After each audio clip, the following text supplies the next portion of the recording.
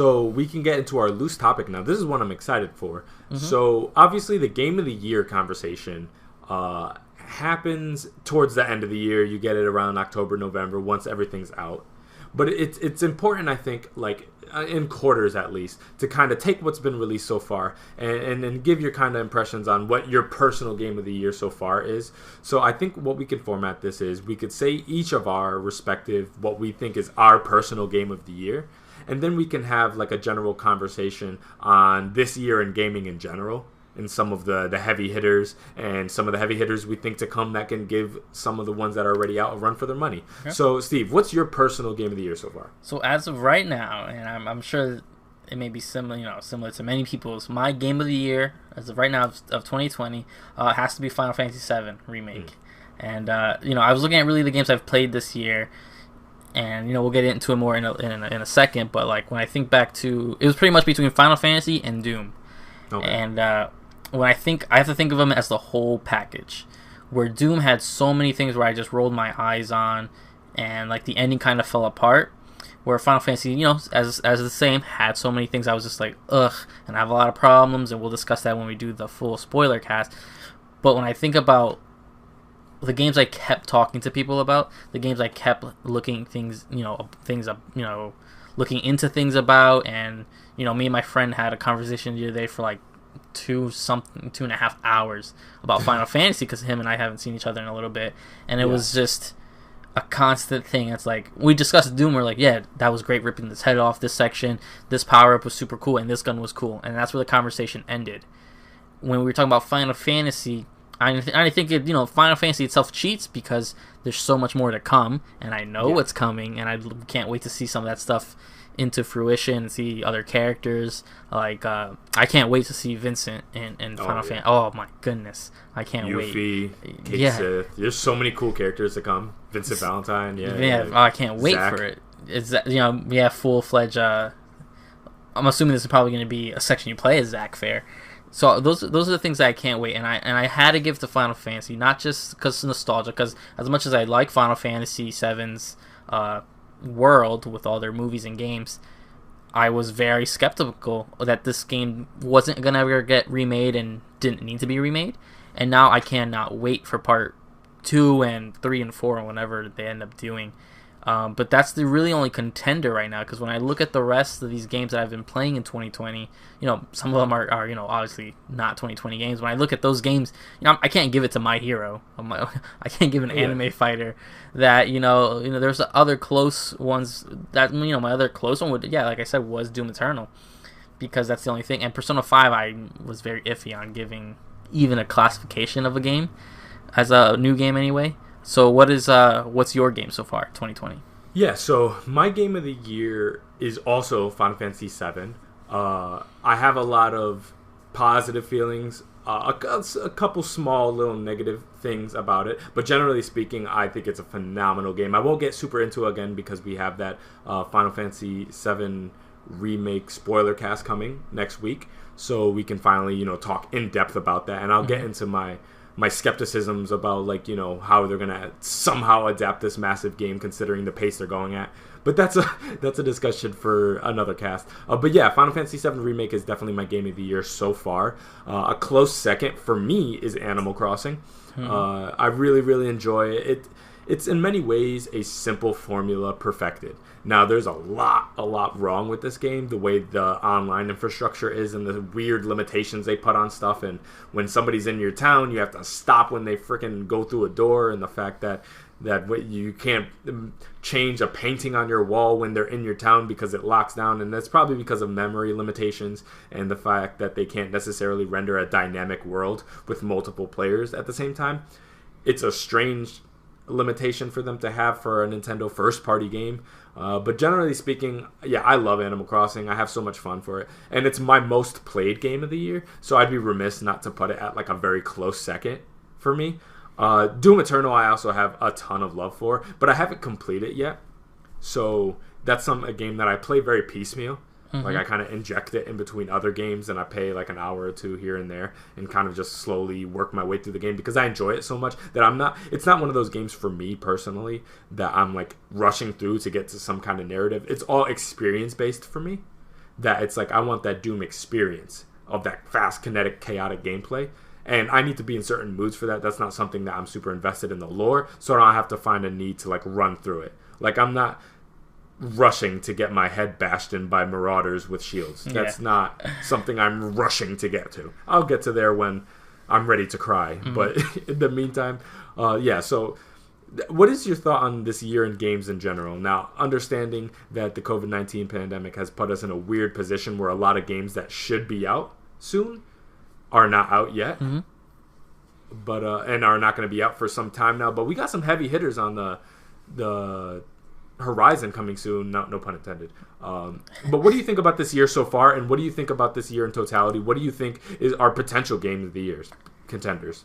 Okay, so as looking at the games that's come out in 2020, I don't remember a year that's been so filled with variety. Now, I wrote some down here as some mentions and just some other things that have come out. So we had Dreams go into full effect.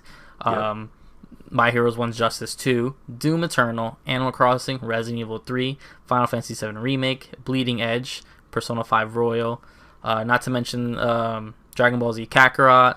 You had Call of Duty Warzone, and Half-Life came back.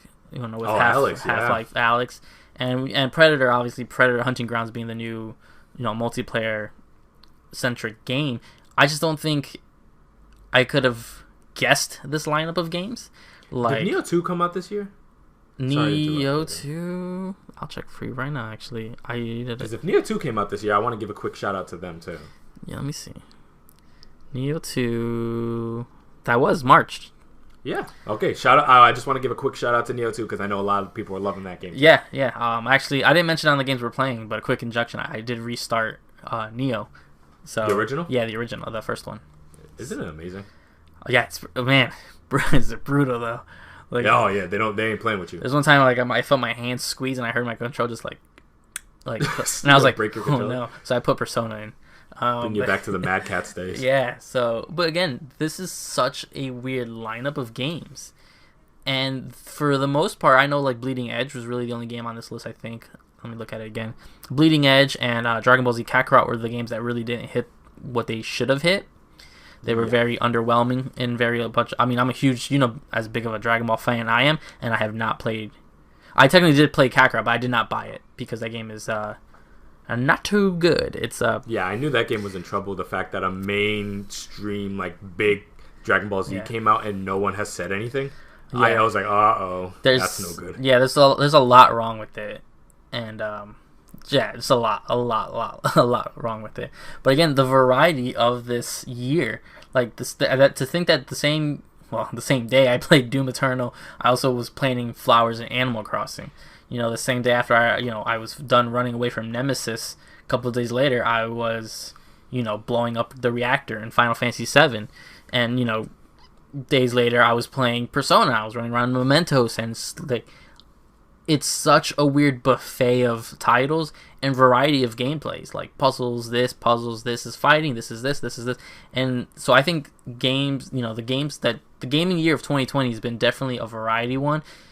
Smushed in this weird time where people knew the next generation was coming / supposed to come, on top of everything coming to a halt society-wise, because people can't do much else besides watch movies and play games right now at home. So some of these games really, really benefited from that. Obviously, I think Final Fantasy got a huge push from that, and so did Doom Eternal and Animal Crossing. And I think it's just been such a weird year because I don't think I realized these titles were all kind of back to back, and it's only March.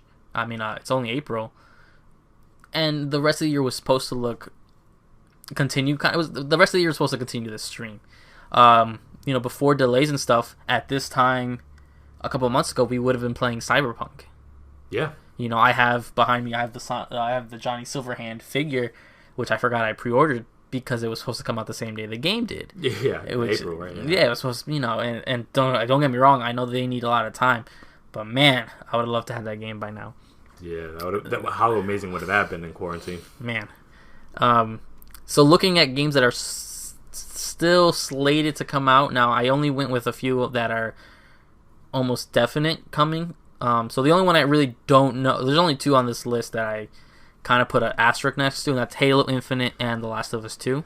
Yep. Because The Last of Us 2 is delayed indefinitely. I don't know if we will get it this year. Halo Infinite is in the same situation where they've been not talking about it for so long.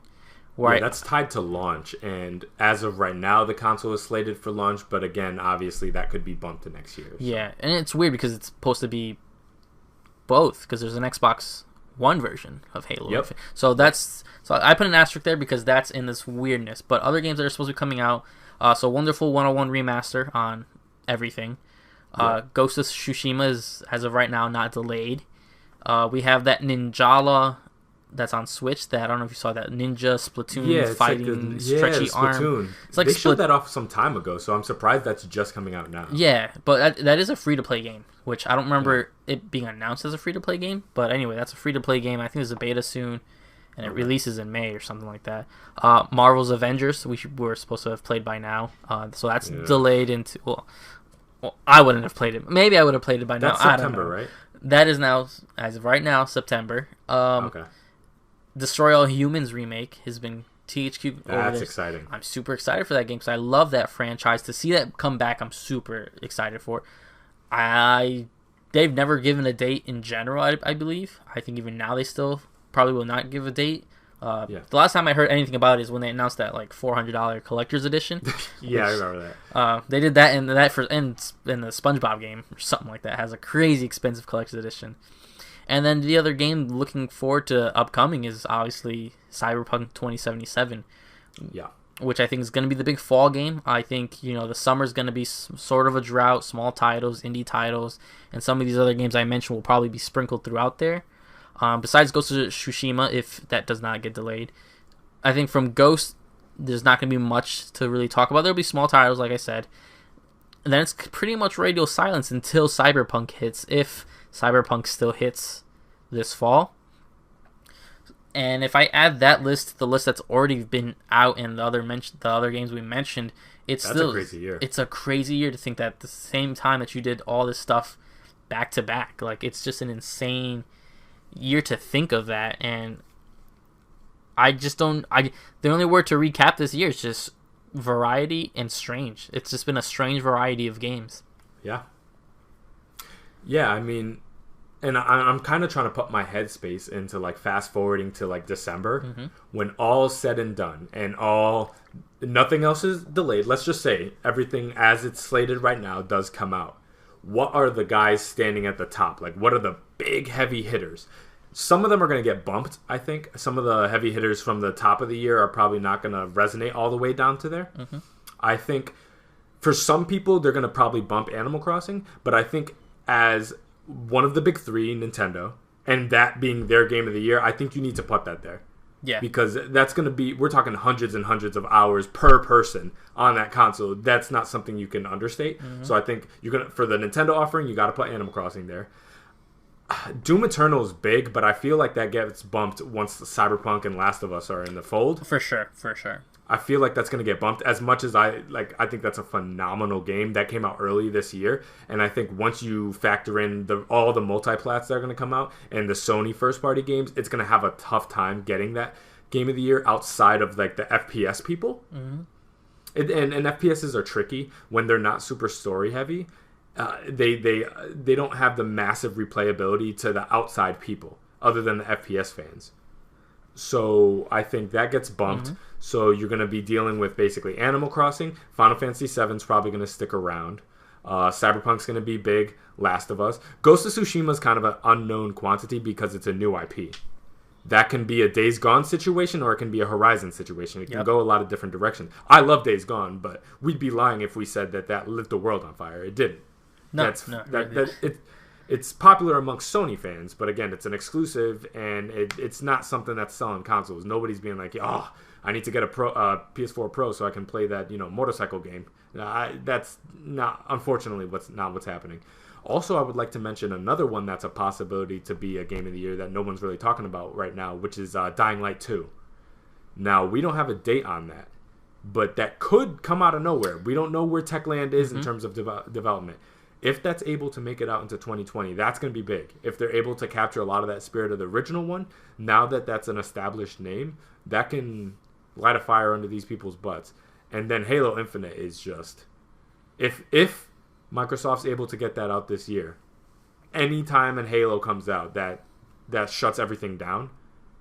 Not to mention, I mean, the next gen jump and a return to form in many ways where Halo 5 wasn't the most beloved game.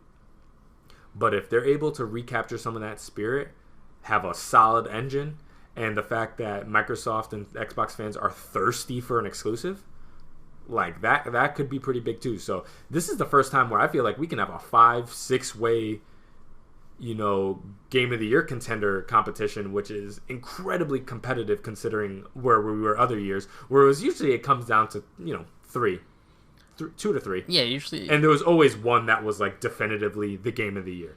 Like, yeah, Horizon versus Breath of the Wild was a debate for some people, but largely everybody's like, yeah, Breath of the Wild. But this year, it can honestly go a lot of different directions depending on what your tastes are.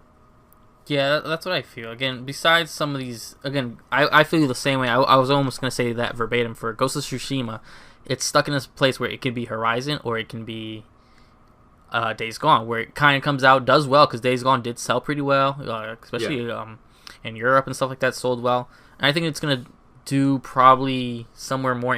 I think it's going to be right in between those, where it's going to sell more than Days Gone, but it's not going to get super popular like Horizon, because I think... Samurais and all that kind of stuff has its fan base, and there's people who just aren't interested in it. The same way, like, some people just aren't interested in cowboys and didn't play Red Dead, and some people aren't interested in, GTA for that kind of style. So I think Ghost of Tsushima is kind of going to land somewhere right in that middle space. Halo Infinite is a big contender. I think if it's true that they really return to form, and they're really been talking about Halo Infinite as kind of that rebooting and rejolt, of that franchise, because Halo 5 was 2015, so it's been a long time, and again, that one really divided the fan base, and I'd say 75% of the fan base, me being in that part, was super disappointed with what Halo 5 was, because Halo 5 was literally, that was the true answer to Call of Duty, and it was not that great. So the fact that they're going to try to be that, I think that will be the game. If they return to form and they really put their nose down and got those pencils sharpened and got things the way they need it to be, I think that'll probably be the game that will bump my Doom out of the line. Because usually I want to spread out. That will probably be the shooter that I play the year. If it does launch this year. Yeah, they're in a tricky situation because there is just a contingent of Halo fans that once that transition to 343 happened, it didn't really matter what they did, they weren't going to be happy. Yeah. But also, this is the first time, I believe, where a major Halo game is launching where Game Pass exists, which means that if you have an Xbox and you have that subscription, you have that game. Yeah. And that's a big... I feel like in many ways Gears 5 benefited from that. Not to say that wasn't a great game, but I think that benefited a lot from the fact that it's like, hey, if you have Game Pass, go play it. You don't have to fork out that $60 right now. You got access to a brand new Microsoft game. And I think Halo can benefit that, and I think Game Pass in many ways can benefit from Halo coming out. So it's going to be a reciprocal kind of energy. So I'm excited to see that. To me, if Halo ain't it, I'm starting to become a little apprehensive for the Microsoft ecosystem. Yep. Because if Halo doesn't do it, I worry about it, because new IPs ain't going to get it done if an established property like Halo doesn't. So I have a close eye on it. But I think I have a lot of faith in that game. For some reason, something about that is telling me that if they can pull this off and get this out this year, that's an entire third of the industry with no competition. Yeah. That's their game of this year. That's their Animal Crossing. That's going to murder this year for that contingent of people. And again, I know the Microsoft player base is a minority stake in the industry right now with the PS4 dominating in the way it did. Yep. But, the projections of 35 to 40 million, that ain't chump change. That ain't nothing. So I think that's important to factor in, that if they could pull this off, that can be a major deal, and that could be a major deal in the FPS industry, which again, other than Doom Eternal, is. And the yearly Call of Duty kind of churn out is going to be generally uncontested for them. Yeah, again, they have a lot riding on it, like you said, because, the little we have seen of Halo Infinite shows that they want this to be a success. That's, they 343 redesigned Master Chief both in Halo 4 and 5, and, people took a lot of issue with the what he looked like in 5. So that's why, I think it was last year's E3, when they showed that small thing with Master Chief, they really, did a lot of, close-up shots of Master Chief and his armor, his shoulder pieces and stuff like that, because it did look like they made Halo look like Halo again, which was really strange because it's how much time you spent not as Master Chief in Halo 5.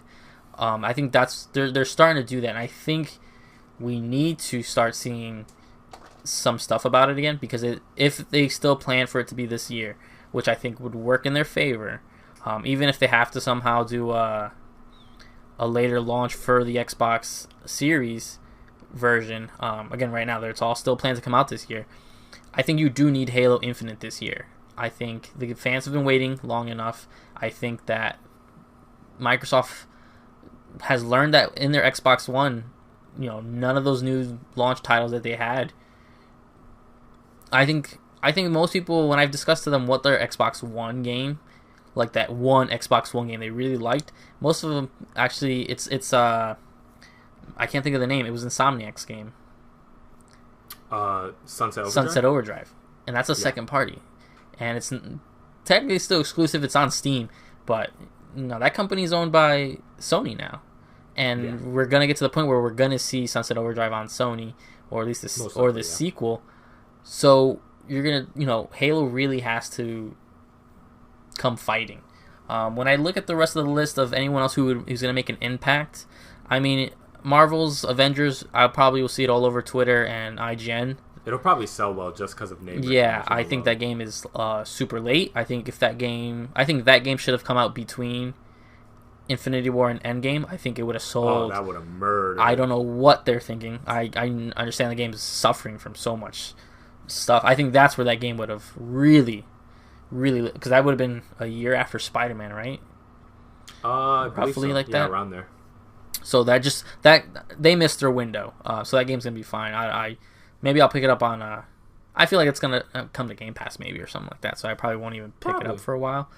And then again, The Last of Us 2, I don't see coming out this year at all. So that's weird to think that the rest of the year is pretty much just 3 or 4 titles I'm excited for, and we're going to watch them closely. I don't see my opinion changing too much for my game of the year. I think Final Fantasy VII really struck a specific chord in me with just a little bit of nostalgia, but so much new. Again, the game's not perfect, but when I think of the rest, Microsoft's Bleeding Edge was super underwhelming, and that game is half a game, to be honest. Doom Eternal, again, does so much well, but it wasn't super, it just did Doom better. Animal Crossing, obviously, I always keep that in the back of my mind. It's going to be that kind of more... The game I played most this year is probably going to be Animal Crossing, especially when you come into the holiday time, Halloween, Thanksgiving, Christmas. Those events are going to... I'm going to be in there. I'm like, let me load it up. Like you said, the painting stuff made me load it up a little bit more. I've been playing just a little bit more. I'm in that section now where I'm kind of just grinding for money and Nook Miles. We have shrubs now. Yeah. Steve, we have shrubs. Oh, I put shrubs all over my place. I can craft hedges now, so I put hedges around places. So I'm excited for that. I got to grind. I don't have any money. I have 100,000 bells. Cause come on, man. Broke. Bro, I don't get no tarantula islands. I don't get any tarantulas on my island. The turnip games, I have some turnips, but I never buy too many turnips. And I didn't do... I know someone who... Not you, I'm not pointing it at you, but you know who else in this house has the game. Did a lot of glitches to get a lot of money. Yeah. And he's just living it up. Asked him for donation, he won't give me any. Anyway, but Animal Crossing, that's how good it is that I always get on a rant, because there's still so much to talk about. I was hoping Resident Evil 3 was really going to be that game where I was really starstruck by.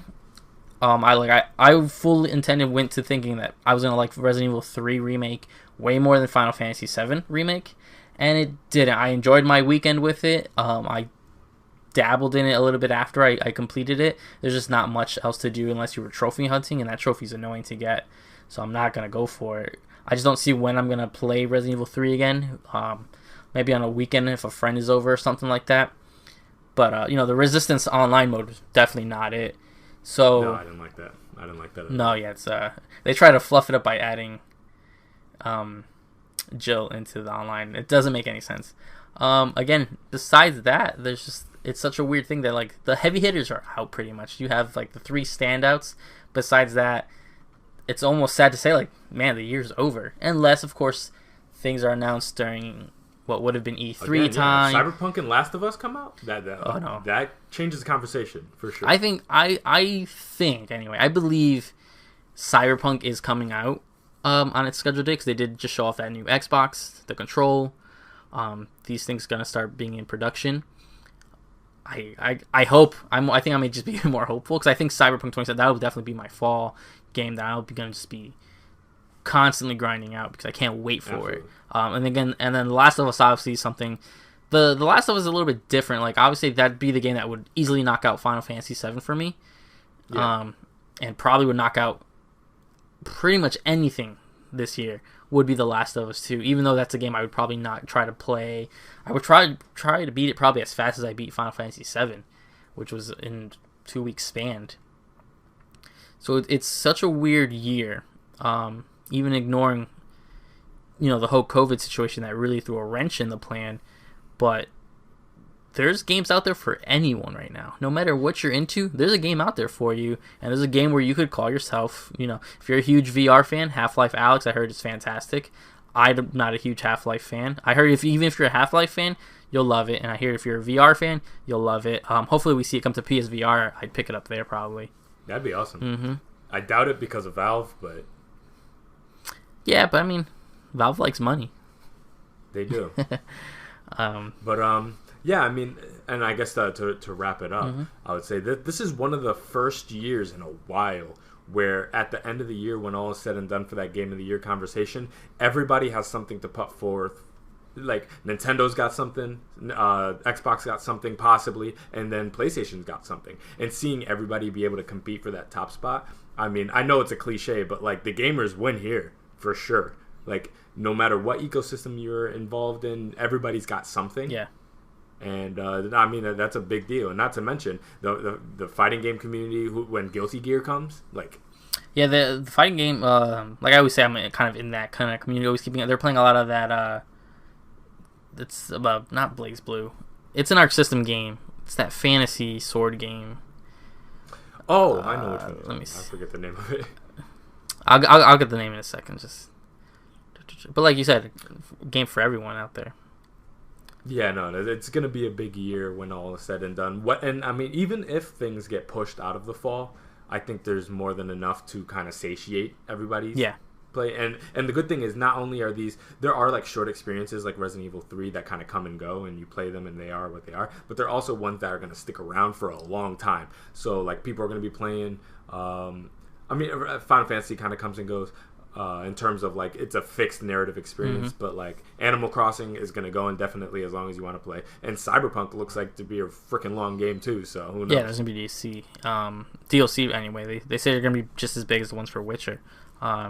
Just a quick backtrack, Grand Blue Fantasy versus that one, yeah. Which I couldn't really get into that franchise. I tried watching the anime. It's okay. But that's actually, I'm surprised I didn't get that fighting game. Fighting game community still has Mortal Kombat's going to start their second season soon. Tekken keeps reviving itself with new characters. Street Fighter keeps reviving itself with new characters. So there's, no matter who you are, there's something to play for sure.